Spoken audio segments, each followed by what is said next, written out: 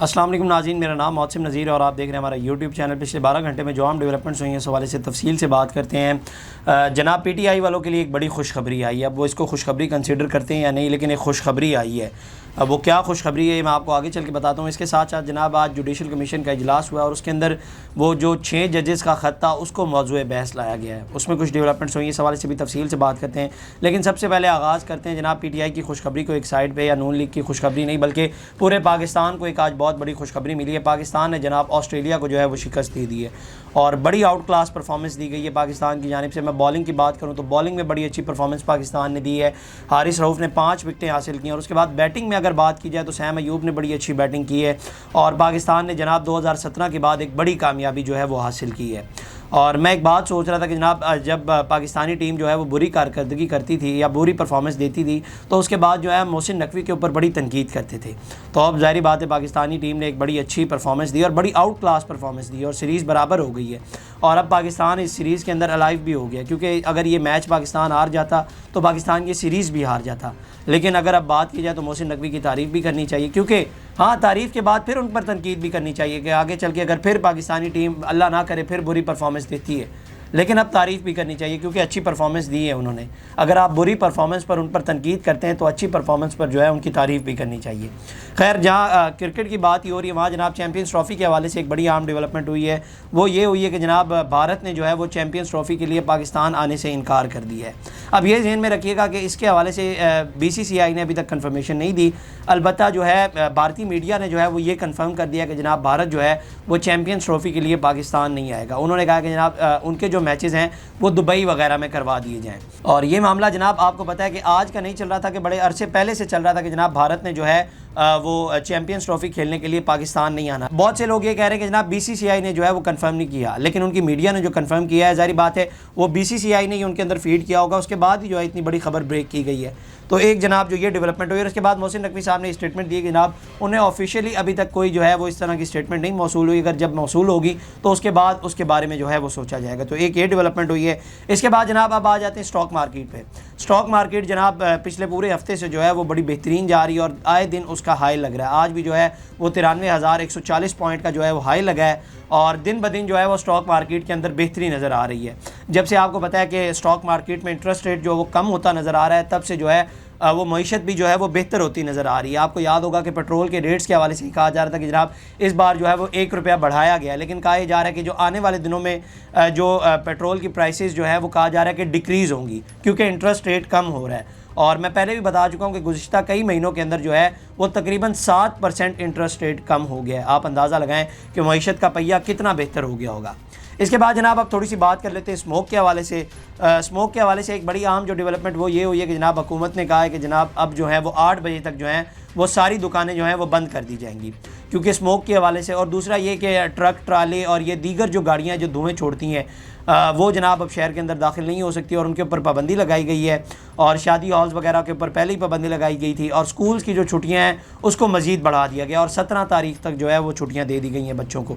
اب میرا یہ خیال ہے کہ اب یہ ساری ڈیولپمنٹس تو ٹھیک ہے، اس سے آپ اندازہ لگائیں کہ کتنی خطرناک سچویشن ہے لاہور کی، اگر یہ سب کچھ آپ کو کرنا پڑ رہا ہے، لیکن لاہور کی لیڈرشپ یہاں پر موجود نہیں ہے۔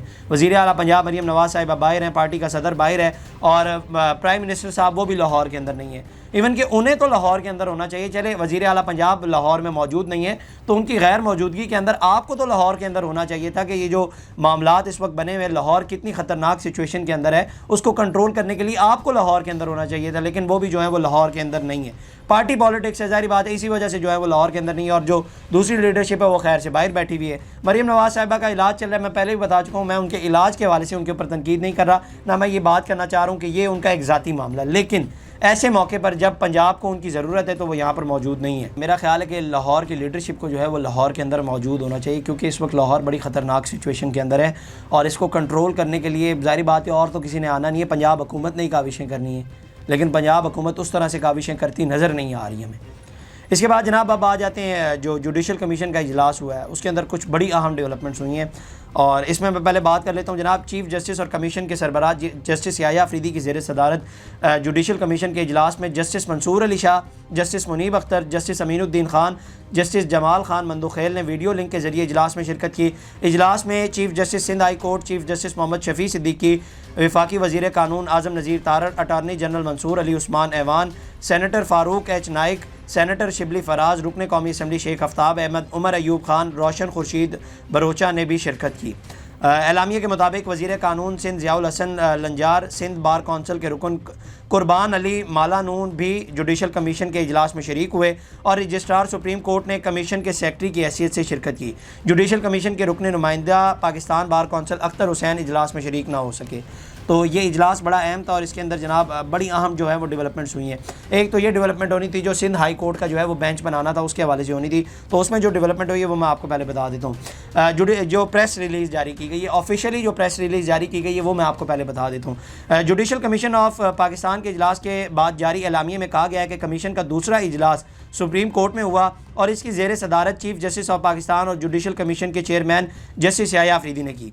एलामिया में कहा गया कि इजलास में सिंध हाई कोर्ट में आइनी बेंच की तश्कील के सिंगल पॉइंट एजेंडे पर गौर किया गया। कमीशन ने सिंध हाई कोर्ट के चीफ जस्टिस मोहम्मद शफी सिद्दीकी की पेश करदा तजवीज़ पर इत्तफाक किया। कमीशन ने मुत्तफ़िका तौर पर chief justice Sindh high court की तजवीज़ की तौसीक करते हुए सिंध हाई कोर्ट के तमाम मौजूदा जजों को आइनी बेंचों के जजों के लिए नामजद कर दिया।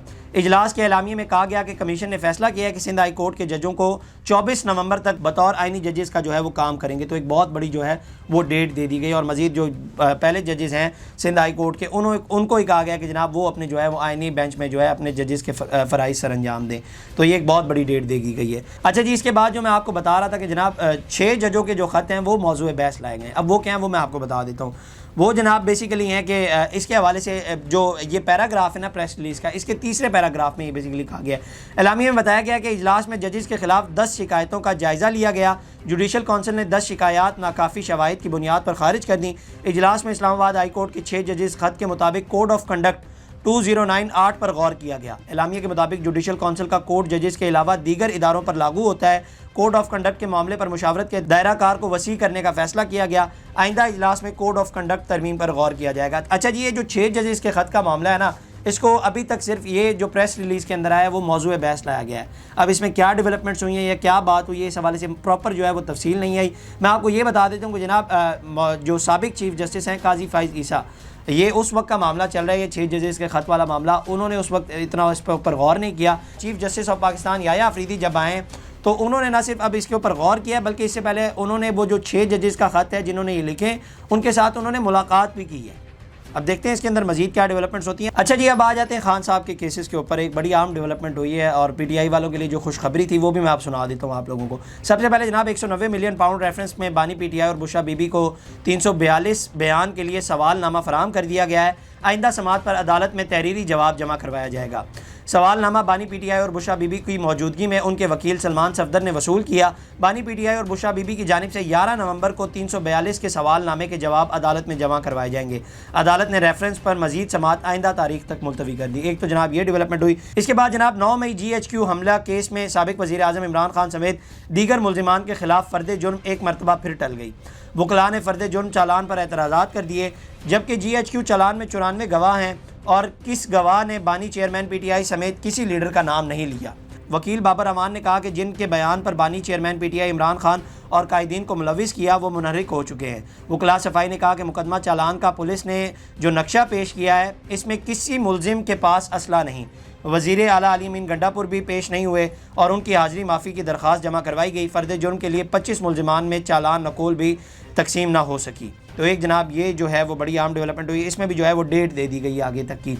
और अब ये एक बड़ा इंपॉर्टेंट केस है। अब देखते हैं इसके अंदर इमरान खान को जो है वो रिलीफ मिलता है या नहीं। इसके बाद जनाब तोशाखाना 2 केस में जिसमें पहले बुशरा बीबी को जो है वो ज़मानत मिल चुकी है, उसमें जनाब आज फिर एक समाअत हुई है।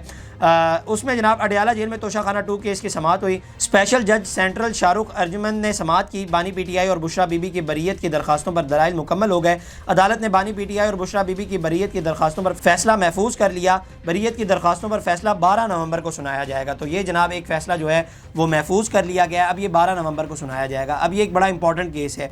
अगर इसमें खान साहब को रिलीफ मिलता है तो ज़ाहिर बात है बहुत से और केसेस में जो है वो खान साहब को रिलीफ मिलेगा और ये एक बड़ा मेजर केस है खान साहब का। इसके अलावा जनाब 4 मुकदमात के अंदर जो है वो खान साहब को ज़मानत जो है उनकी मंजूर हो गई है। رپورٹ کے مطابق مسلم لیگ نون کا دفتر جلانے اور کنٹینر جلانے اور دیگر مقدمات میں جو ہے ان کی ضمانت منظور ہوئی ہے. یہ ذہن میں رکھیے گا کہ ابھی تک جو ہے وہ اس کے اندر ضمانت منظور ہوئی ہے. اس کے بعد جناب علیمہ خان صاحبہ جو ہیں وہ جیل کے باہر آج میڈیا سے گفتگو کر رہی تھی, اور وہ گفتگو کرتے ہوئے انہوں نے کہا کہ جناب سپرنٹینڈنٹ اڈیالہ جیل سے پوچھا جائے تو کہتے ہیں کہ یہ ہمیں اوپر سے آرڈر آئے ہیں. علیمہ خان نے صحافیوں کو بتایا کہ بانی پی ٹی آئی نے کہا ہے کہ جب جنرل یحییٰ خان تھا ایسٹ پاکستان میں بھی یہی کیا گیا تھا. بنگلہ دیش کے لوگ پاکستان سے آزادی نہیں بلکہ اپنے ووٹ کا حق مانگ رہے تھے. انہوں نے کہا کہ وکلاء کے لیے عمران خان نے پیغام دیا ہے کہ مشرف دور میں بھی وکلاء نے تحریک چلائی تھی, اب تو انہوں نے سپریم کورٹ اور ہائی کورٹ پر قبضہ کر لیا ہے, اب آپ تحریک کیوں نہیں چلا رہے. بانی پی ٹی آئی کی بہن نے بات کرتے ہوئے مزید کہا کہ 9 نومبر کے جلسے کے حوالے سے عمران خان کا پیغام ہے کہ سارے ایم این ایز اور سارے ایم پی ایز وہاں پہنچیں, ثوابی میں پہنچیں. پاکستان کے عوام کے لیے بھی انہوں نے پیغام دیا ہے کہ آپ اس لاقانونیت کے خلاف نکلیں. اب وقت آ گیا ہے کہ ہمیں قربانی دینی ہوگی, آپ کو اپنی آزادی کے لیے کھڑا ہونا پڑے گا. کل جو ہمارا پروگرام ہے وہیں پر آئندہ آنے والا جو ہے وہ لاہے عمل جو ہے وہ بتایا جائے گا. علیمہ خان نے کہا کہ نہ ہمارے ادارے نہ عدلیہ کچھ کر رہی ہے, اب عوام کو اپنے فیصلوں کے لیے سڑکوں پر نکلنا پڑے گا. ابھی ایک نیا ڈرامہ پی ٹی آئی والوں نے بنا لیا کہ جناب کوئی بھی جلسہ احتجاج ہوتا ہے اس کے اندر کارکنان کو آگے کر دیا جاتا ہے, وہ ڈنڈے کھا رہے ہوتے ہیں لیکن لیڈرشپ وہاں پر آپ کو نظر نہیں آ رہی ہوتی. اس سے پہلے بھی آپ کو یاد ہوگا علی امین گنڈا پور ڈی چوک سے پہلے ہی جناب ان کو چھوڑ کر جو ہے وہ کے پی ہاؤس بھاگ گئے تھے, اور جو کارکنان ہیں وہ وہاں پر ڈنڈے کھا رہے ہیں, شیلنگز برداشت کر رہے ہیں اور گرفتاریاں دے رہے ہیں. اب یہ ایک نیا سلسلہ شروع ہو چکا ہے اور آج بھی یہی ہوا ہے. اب جب لیڈرشپ نہیں ہوگی تو تب کیسے جلسے جو ہیں وہ احتجاج جو ہیں وہ تحریکیں چلے گی, یا کیسے کامیاب ہوں گی یہ چیزیں. لیڈرشپ ہوگی, کوئی پلان دینے والا ہوگا, کوئی انہیں بتائے گا, کوئی انہیں بتائے گا بیانات کے حوالے سے, تو ہی انہیں پتہ چلے گا. اب خالی کارکنان کو آپ آگے پولیس کے سامنے لے جا کر کھڑا کر دیتے ہیں اور وہ ان کے اوپر جو ہے وہ ڈنڈے برساتے ہیں اور شیلنگز کرتے ہیں کہ پی ٹی آئی کیا کرنے جا رہی ہے. اب دیکھتے ہیں کل کیا ہوتا ہے.